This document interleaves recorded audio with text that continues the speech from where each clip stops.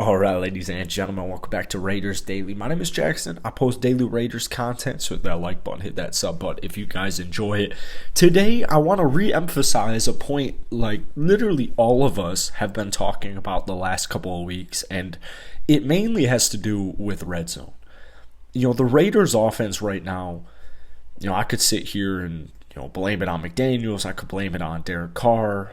Blame it on McDaniels' play call. Blame it on Derek Carr's injuries, specifically this last week, shut out by the New Orleans Saints. We could do a whole number of things. But one thing I've really emphasized on this channel is the red zone. Before we get any further into this video, I want to let you guys know I have new clips coming. Alright, this should be the last video with older clips, so I appreciate all you guys staying packed, showing your love, showing your dedication, not only to the Las Vegas Raiders, but to this channel. So hit that like button. Let's try and get to 200 likes on today's video as we try and get to 7,000 subscribers by Thanksgiving. The Raiders currently are ranked 22 in red zone touchdown percentage. Okay? It's the only spot where they're averaging a negative EPA on a per play basis. Okay? Now, I get Darren Waller hasn't necessarily been Mr. Healthy. Okay, that's a whole nother thing in its own. I'm willing to give Darren Waller the benefit of the doubt. I know that there were some extensions that not every Raider fan is necessarily hyped up or amped about. Specifically right now, we're looking at Derek Carr, Darren Waller. But personally, I think a healthy Darren Waller, at the very least, slightly, like if we're being generous here, it slightly makes your red zone offense more efficient. It's going to come down to getting the job done, but I was reading an article earlier today talking about Hunter Renfrow. Especially in the red zone, he is just, there's nothing there. Now, Hunter's had some injuries so far this season, but when we're talking about the red zone, he's had 2 targets. Guys, he has had 2 targets in the red zone this season. Now, even just statistically speaking, Hunter is having it's just a brutal season.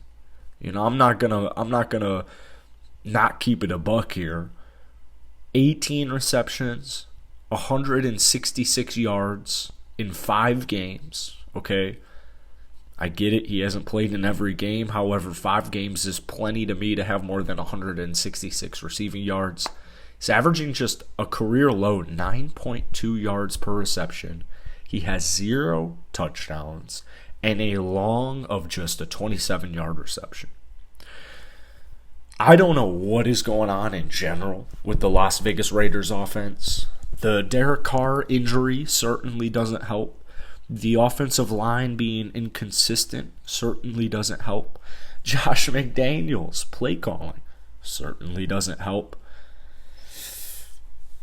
It's just a tough situation, man. I've made a couple of videos now just talking about statistics and why the Raiders need to run the ball way, way, way more. I triple emphasize the way because it's true. I don't care if you're down 10-0. I don't care if you're down 17-0.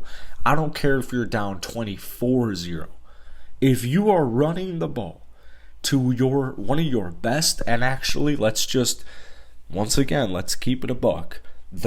Currently, at this point in time, the best Raiders offensive player is who? I'll answer for you. The answer is Josh Jacobs.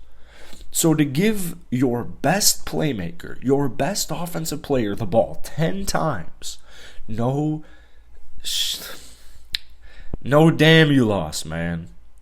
It's some bull jive. No way you are shocked you lost. But that's a whole nother thing for a whole different day. It's something I really ranted about yesterday was I don't care who you are, I don't care who you're playing, and I don't care what the damn score is. If you are not giving your best playmaker on offense currently the ball, you're giving him 10 carries a game right now? Right, the average isn't 10 carries, but this last week against the Saints where you failed to put up points, you gave him the ball 10 times. I mean, 4.3 yards per carry, it just genuinely pisses me off. A lot of this stuff about the Raiders offense in specific pisses me off, and I know McDaniels has taken his slack for it.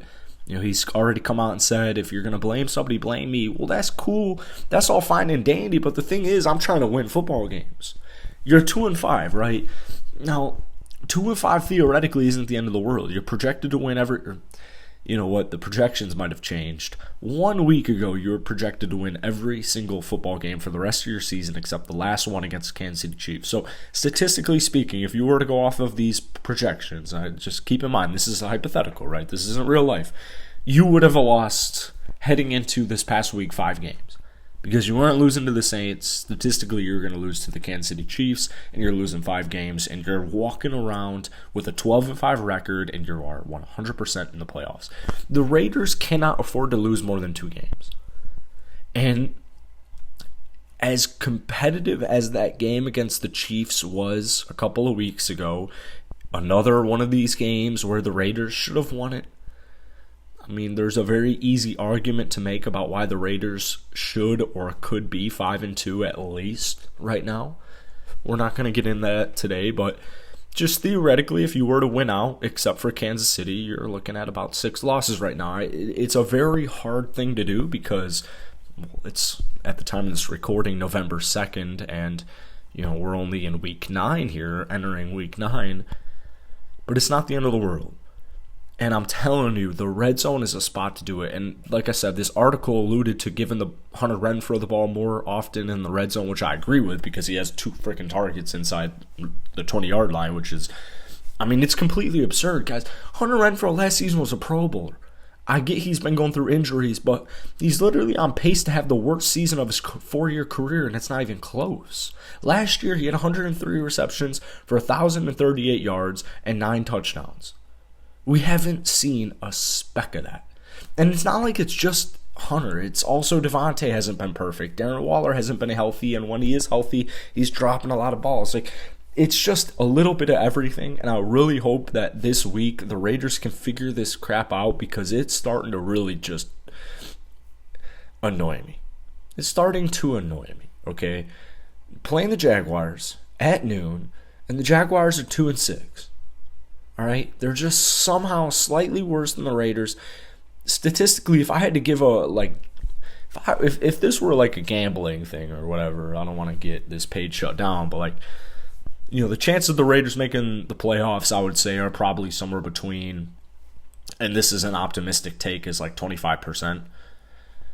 If you lose to the Jaguars, it's over. We're calling a spade a spade. If you lose to the Jags, it's over. So you got to get it done on red zone, both offensively and defensively, and I think that's going to help. But you also need to run the damn ball.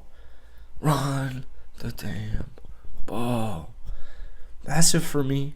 Hit that like button, hit that sub button if you guys enjoy it. And that's it. Peace.